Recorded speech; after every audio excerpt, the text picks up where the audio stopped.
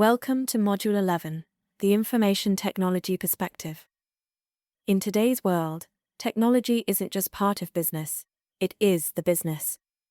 From banking apps to healthcare platforms, every organization depends on IT systems to operate, scale, and innovate. In this module, we'll explore how business analysis applies in IT environments, where systems, data, and decisions come together. You'll learn how to act as the translator between what the business wants and what technology delivers.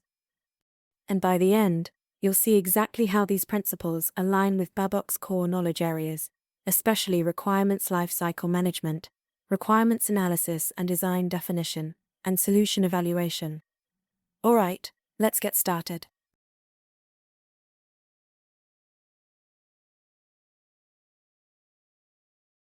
As you can see on this slide, this module focuses on building your practical understanding of business analysis in IT projects. We'll begin by clarifying what the IT perspective really means, then look at how a BA contributes during every stage of the system development lifecycle. We'll learn to manage and trace requirements effectively, understand integration and architecture challenges, and finally, evaluate whether a technical solution truly meets business goals. Along the way, we'll also discuss the key techniques that make an IT business analyst successful, from UML diagrams to interface modeling. Everything you'll learn here maps directly to the competencies expected in the CBAP exam, and even more importantly, to what's expected from a senior BA in a real IT environment. So, let's start with a simple question. What does IT perspective really mean? The IT perspective is about applying business analysis in the context of system design, development, and integration. In simple words, your job is to make sure the technology being built actually solves a business problem. Think of it like this: business leaders speak the language of goals and profits, while developers speak in logic and code. You, as a business analyst, speak both. Let's say a logistics company wants to create a delivery tracking system to reduce customer calls. You translate that business goal into system features, like GPS tracking, push notifications, and a live delivery dashboard. Then, you'd work with developers, testers, and architects to ensure each of those features aligns with business expectations, timelines, and budgets. And that's what makes you invaluable. You're not just gathering requirements, you're orchestrating understanding between teams that often see the world differently.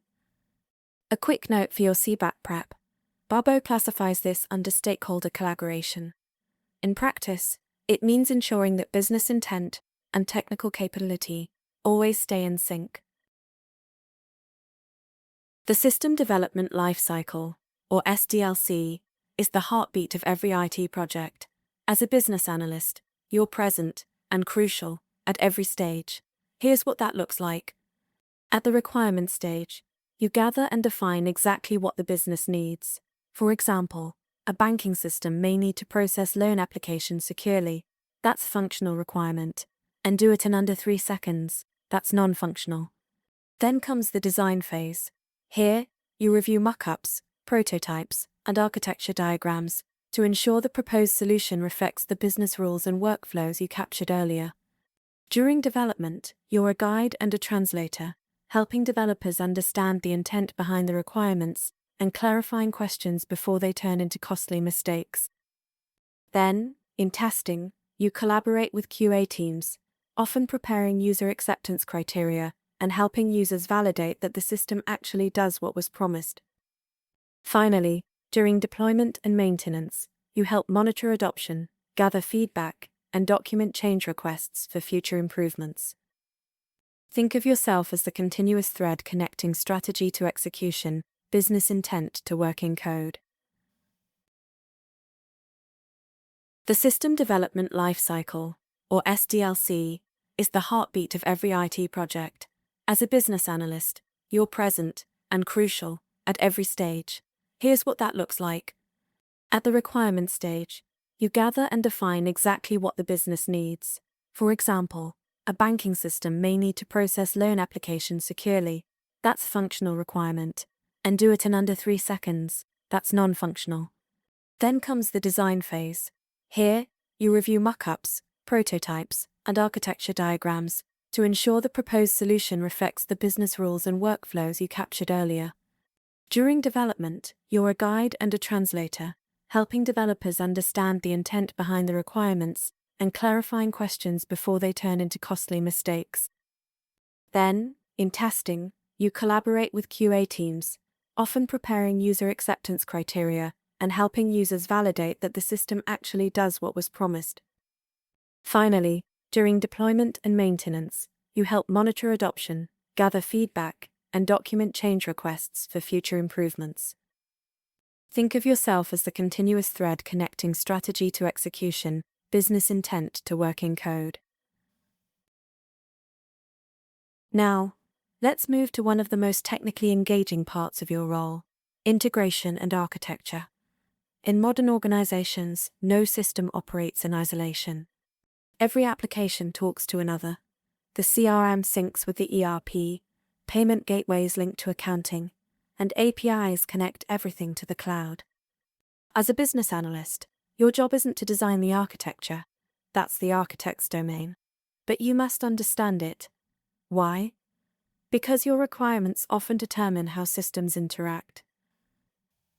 For example, if an online retail platform wants to update inventory automatically when a purchase is made, that involves integration between the website, the warehouse database, and the billing system.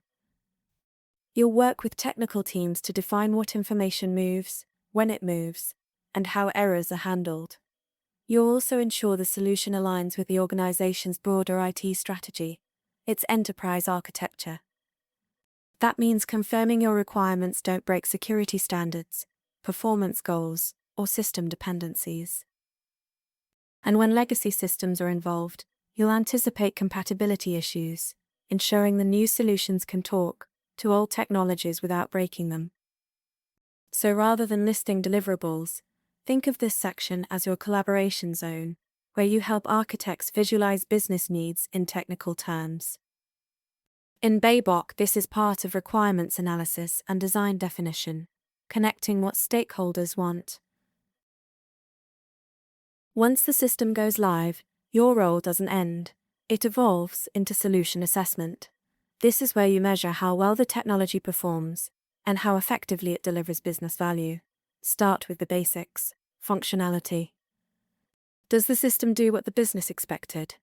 Then, move to usability. Is it intuitive and efficient for the end users? Next, assess security and compliance. Are data protection and privacy standards being met? Finally, check maintainability and scalability. Can the system grow as the business expands? Imagine a new HR portal has launched. It technically works, but HR managers complain it takes 10 clicks to approve a leave request. That's a usability issue, and identifying it early can transform adoption rates. In the BABOK framework, this falls under solution evaluation. And in the CBAP exam, questions like this usually test your ability to identify which metrics or feedback loops a BA should establish to evaluate value delivery. Now, let's talk about the techniques that bring clarity to complex systems. You'll frequently use UML, or Unified Modeling Language, to visualize how systems behave. Sequence diagrams, activity diagrams, and use case diagrams turn abstract logic into something everyone can understand. You'll also use use case models to describe interactions between users and the system. For instance, in a banking app, a customer applies for a loan use case will show every action, from form submission to final approval. Entity relationship diagrams, or ERDs, help you describe how data is structured and connected. One customer can have multiple accounts, each account linked to transactions. And interface analysis helps you define how systems exchange information, what goes in, what comes out, and when. These techniques aren't about pretty visuals, they're about communication. A good diagram can save dozens of emails and meetings by showing what words can't explain.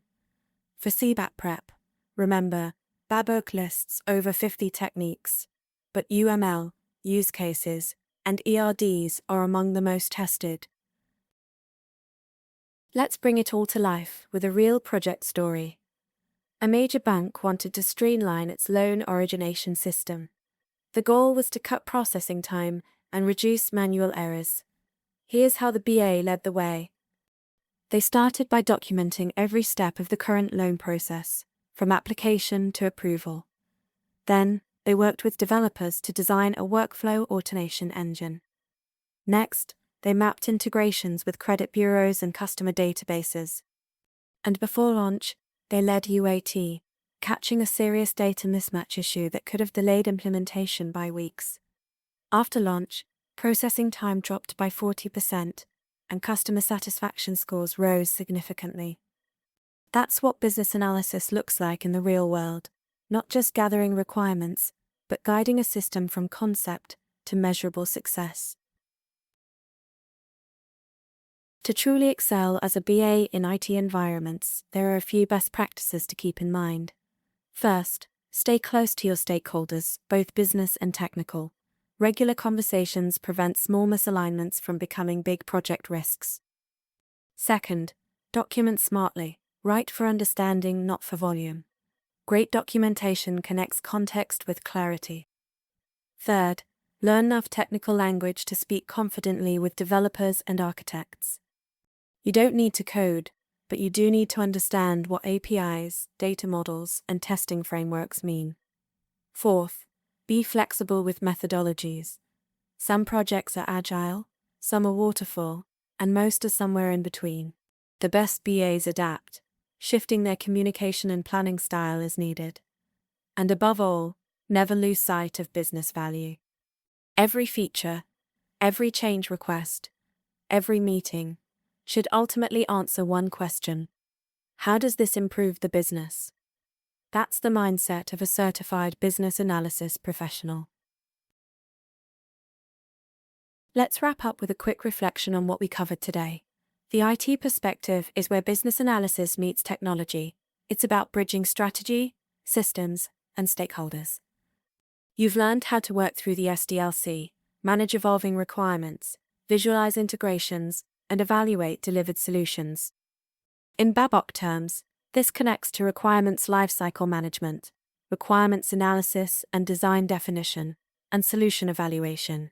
For your CBAP journey, remember that IT perspective questions often test your ability to think systemically, to understand how one decision in business logic affects integration, usability, or scalability. And as you grow as a BA, remember this: technology doesn't create value by itself. It creates value when guided by analysis, clarity, and purpose. That's your role. You don't just manage requirements, you shape outcomes. Congratulations on completing Module 11.